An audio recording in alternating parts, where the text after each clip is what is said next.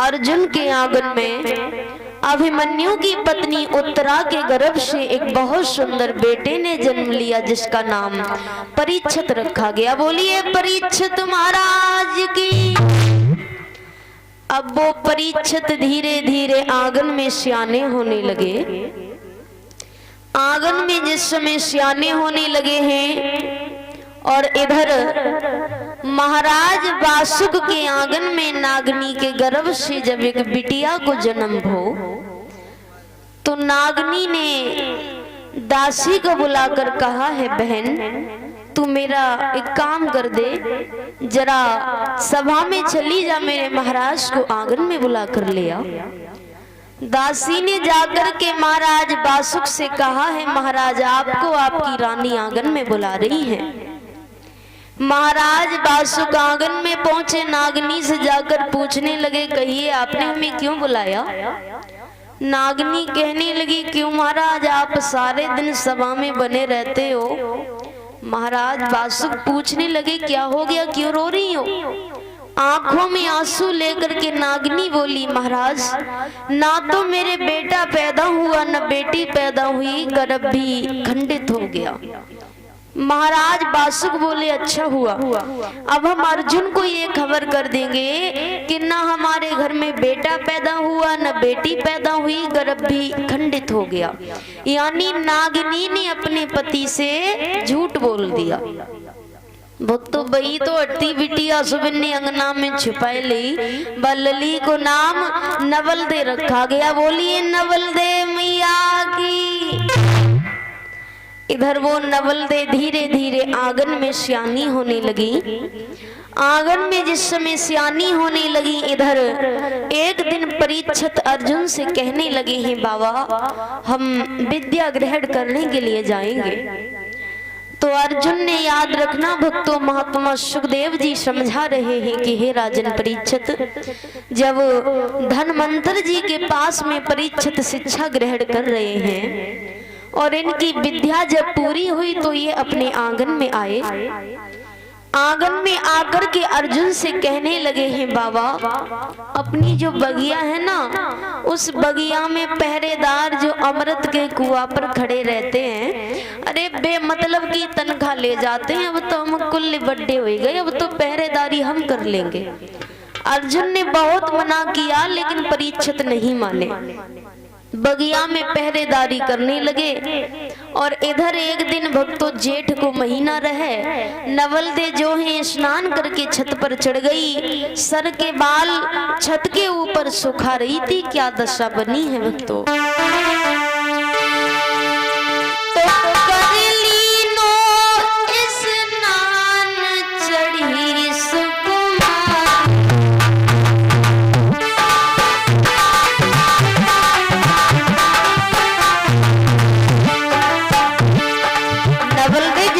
छत पर चढ़ गई, कर ली नो स्नान चढ़ी सुकुमारी, और होते वासुक ने करी महल की तैयारी।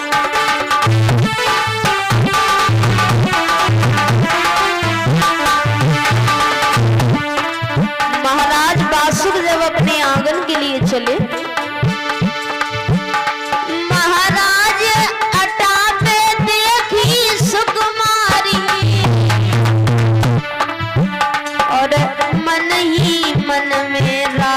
सोचे अरे मन ही मन में राजा सोचे, बन जाए घरवाली।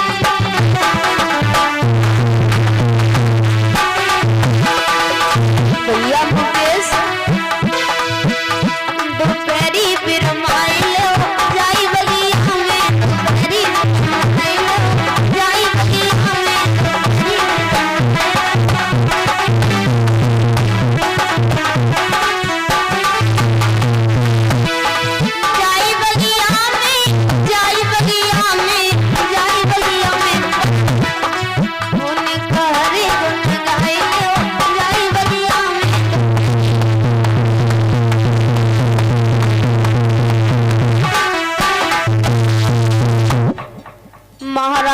बासुक ने छत पर जिस समय नवलदे को देखा, सोचने लगे हैं पता नहीं कौन है, छत पर चली आई, बड़ा ही सुंदर है।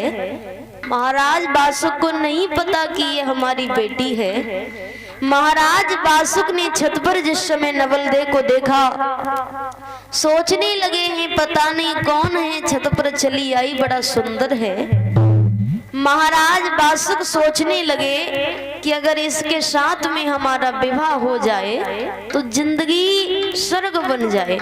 महाराज बासुक ने जिस समय नवलदे को देखा, महाराज बासुक छत पर चढ़ गए, नवलदे से जाकर के कहने लगे हैं आप हमारे महल के ऊपर आई हो और हम चाहते हैं कि आप हमारी पत्नी बनो। अब नवलदे चुप खड़ी रही, अगर हमने कहूँ बताए दी तो मैया की भावई आ जाएगी। महाराज बासुक आगे बढ़े, आगे बढ़कर के महाराज बासुक ने का हाथ पकड़ा और जैसे ही नवलदे का हाथ पकड़ा तो कहानी कुछ और बदल गई भैया। अरे तन सिर कोड़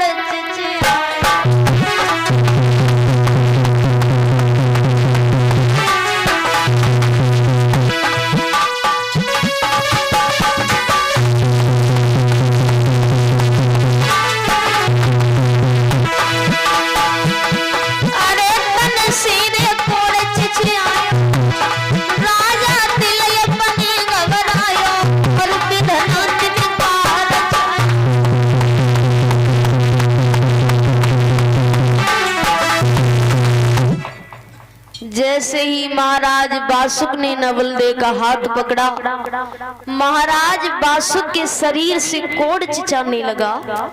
महाराज बासुक छत से भागे, नागनी के पास में पहुंचे, नागनी से जाकर के कहने लगे हे नागनी हमें एक बात बताइए, हमारे शरीर से कोढ़ चिचाने लगा है, छत के ऊपर जो लड़की खड़ी है वो कौन है, कहां से आई है, क्यों आई है? तो नागिनी आंखों में आंसू लेकर के बोली महाराज तुम्हें नहीं मालूम है, तेरे कारण ओ सैया और मैंने बिटिया लई दुबकाई। महाराज छत के ऊपर जो लड़की खड़ी है वो मैंने तुम्हारे खातिर छिपा ली। महाराज तेरे कारण ओ सैया और मैंने बिटिया लई दुबकाई, और यही बात ओ सजना मैंने अब तक नाई बताई।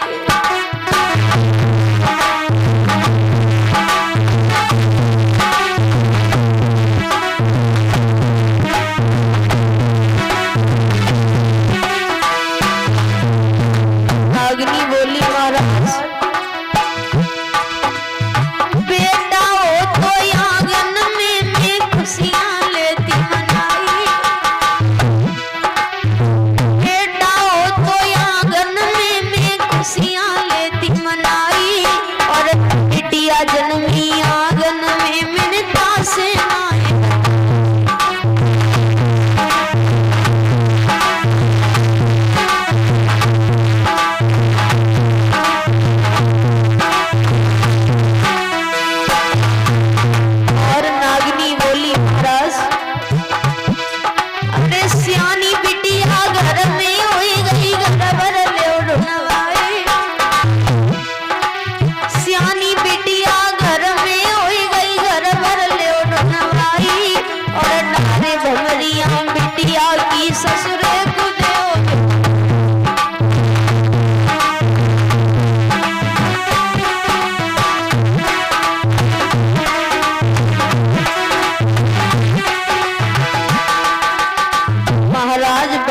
कहने लगे हो नागिनी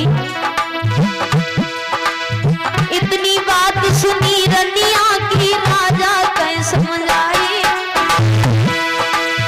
इतनी बात सुनी रनिया की राजा कैसे समझ आई, और सानी बिटिया घर में हो गई आग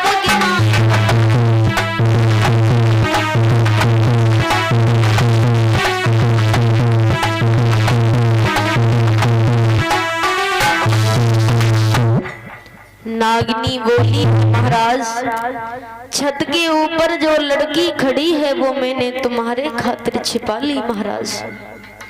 महाराज बासुक बोले, नागिनी